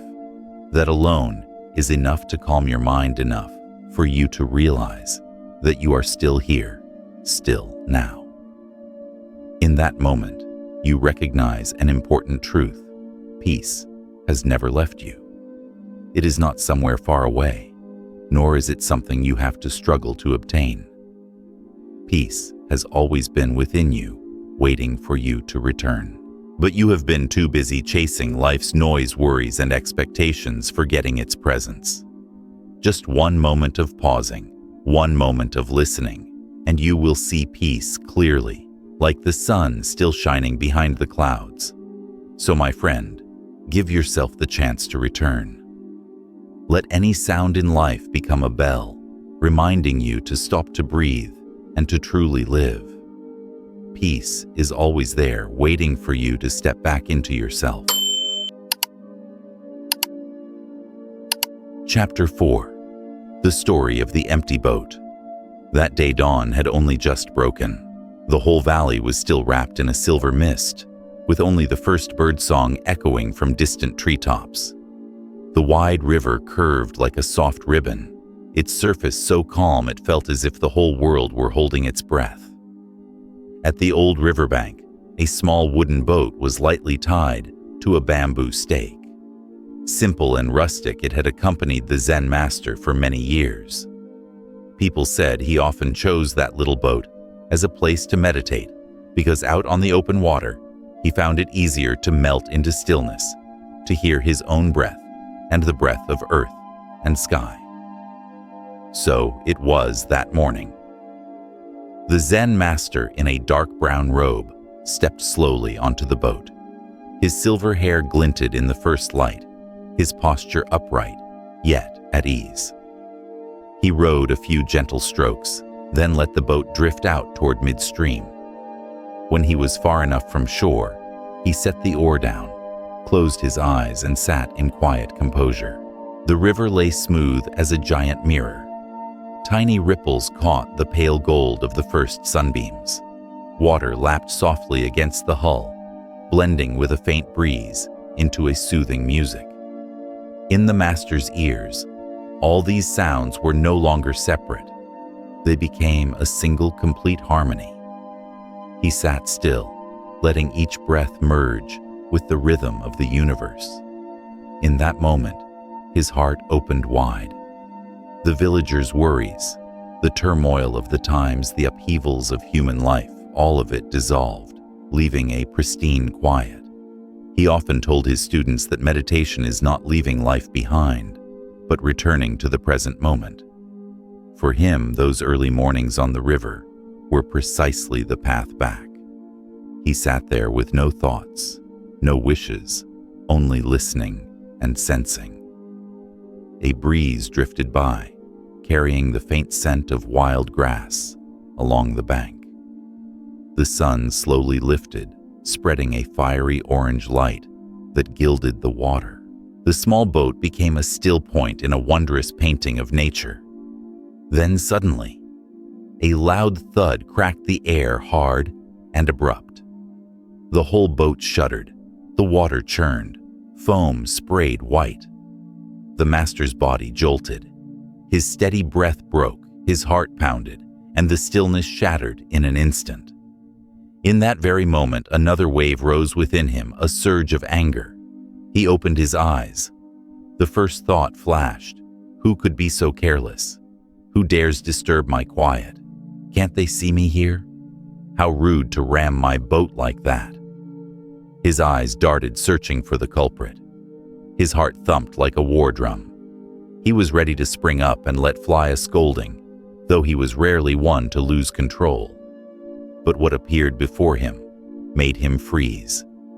In front of his bow, there was no one. Only an old empty wooden boat, drifted with the current. No pilot, no passenger. Just a hull, carried by the river that had bumped into his, causing the jolt. The instant he realized the truth, all his anger vanished at once. It disappeared so quickly, he surprised himself.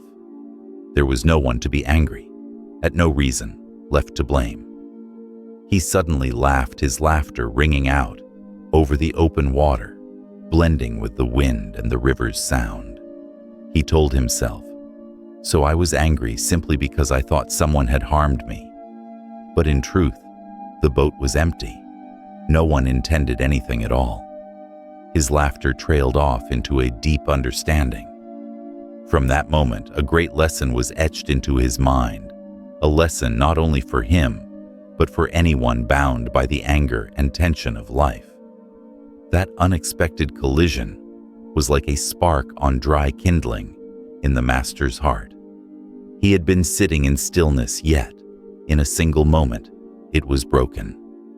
His heart pounded, breath quickened, and the thought flared, "Who dares disturb me?"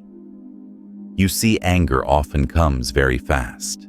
It needs no grand reason. A single bump, a glance, a word, and the flame leaps up.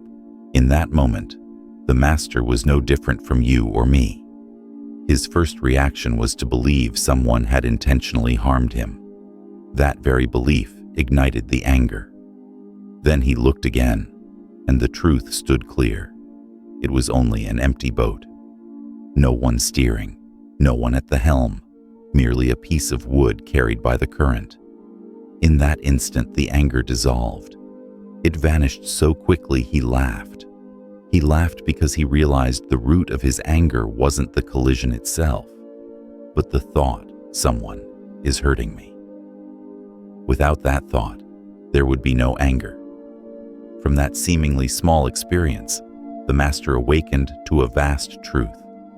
Most of life's tension, anger, and conflict does not truly originate outside. It arises mainly from clinging to the self within us. When the self is touched, we react, treating every bump as an insult, every difference as an attack. But if we let go of the self and see things as they are, we discover that many troubles are just empty boats. No one is truly aiming at us. Then the mind naturally settles, and peace appears. How many times in life have you gotten angry simply because you thought someone intended to hurt you? Think back, has this happened to you? A coworker's offhand remark, seemingly harmless, leaves you stewing all day. A friend's curt one-word text makes you feel dismissed. A colleague's indifferent look at the office is enough for you to spin a whole story in your head. They look down on me. They want to undermine me. They're against me. Then you let those stories burn you hour by hour, weighing down your heart. But have you ever paused to ask yourself, were they really intentional? Were they truly targeting you? Or was it all like an empty boat drifting by? Maybe that coworker was exhausted after a long day, and their words lost their usual grace. Maybe your friend was in a rush and had no time for a longer reply. Maybe that colleague was lost in their own worries. Their distant gaze had nothing to do with you. Yet you took it all personally and turned it into an arrow, driving it into your own heart. You see, stress often doesn't come from events, but from how we interpret them. A comment, a message, a look by themselves, they are simply phenomena.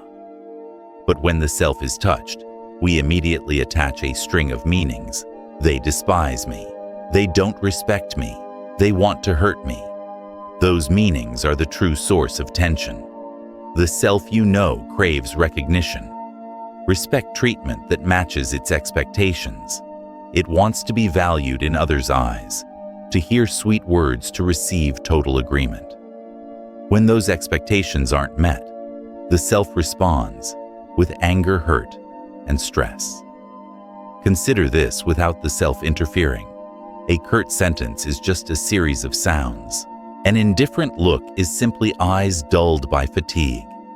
A short message is merely a sign of haste. None of it is worth clinging to. But when the self intrudes, it turns those neutral events into personal attacks. It convinces you the whole world is against you. The hard truth is that the self is what makes you suffer. It nourishes the illusion that you are the center, that everyone's actions revolve around you. Thus, you become easily hurt, easily shaken. The smallest bump can steal your peace for a whole day. So, what does the empty boat teach us? It teaches that many things are simply accidental. No one is truly targeting us.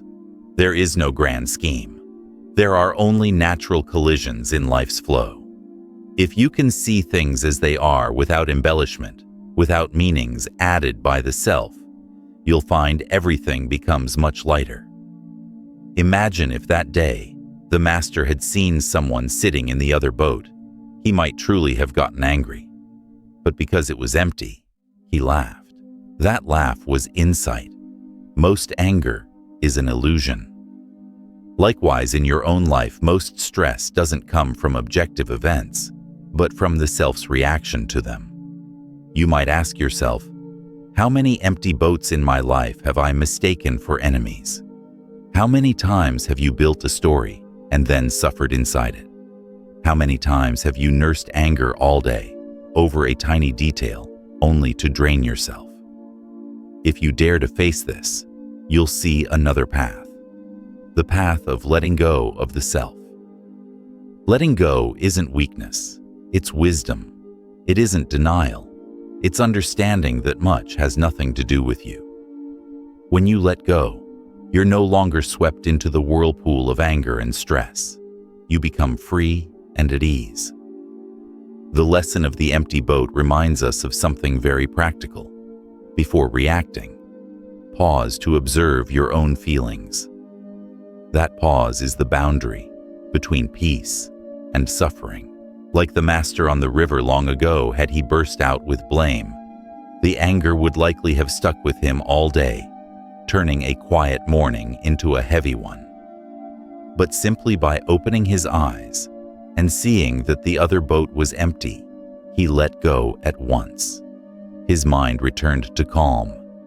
What was merely a small collision could have become the source of much turmoil without that moment of awareness. In modern life, that precious pause is mindfulness.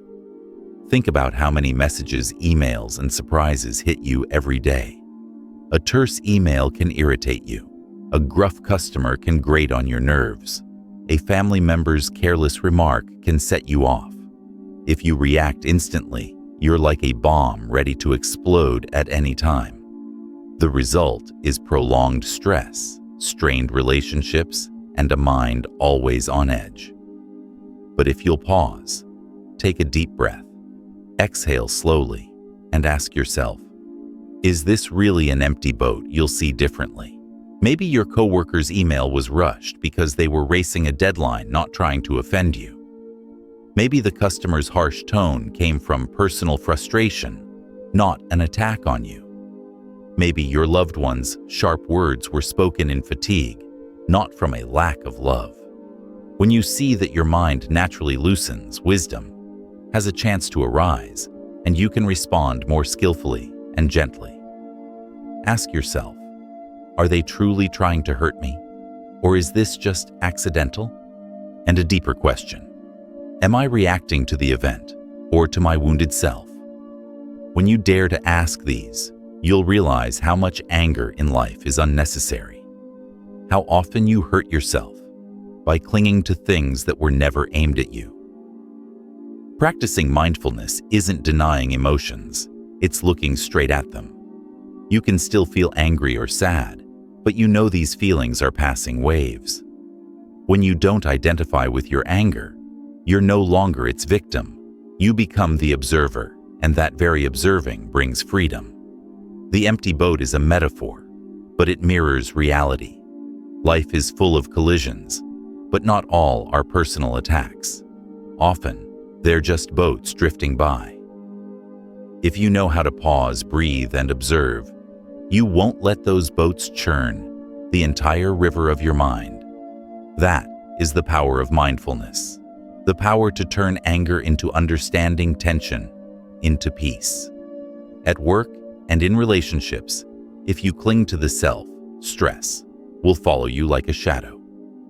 A minor criticism from a boss or colleague, rather than just feedback, becomes a wound that costs you sleep.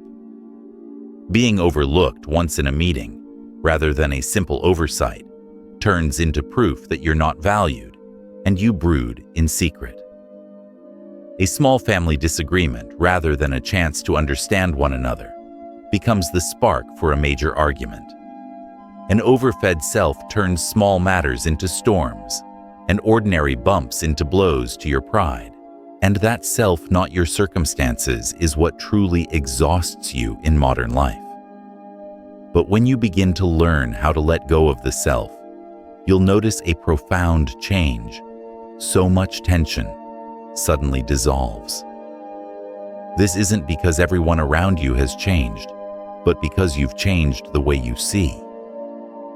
When the self is no longer the center to be defended, you see things as they are. No embellishment, no exaggeration. A harsh remark becomes just an opinion, not an attack. A cold look is merely the other person's passing state, not an insult aimed at you.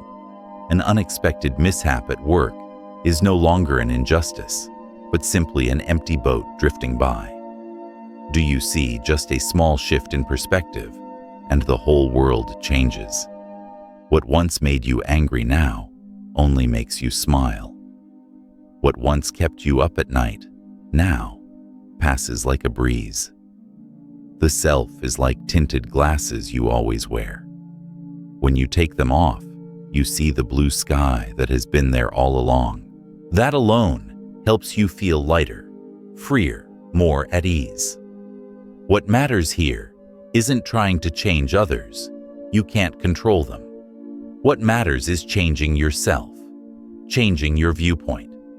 When you let go of the self, you open a vast inner space where there are no longer senseless battles with others' words, looks, or actions. Life is still full of bumps, but they no longer hurt. Your path is still full of challenges, but they no longer knock you down.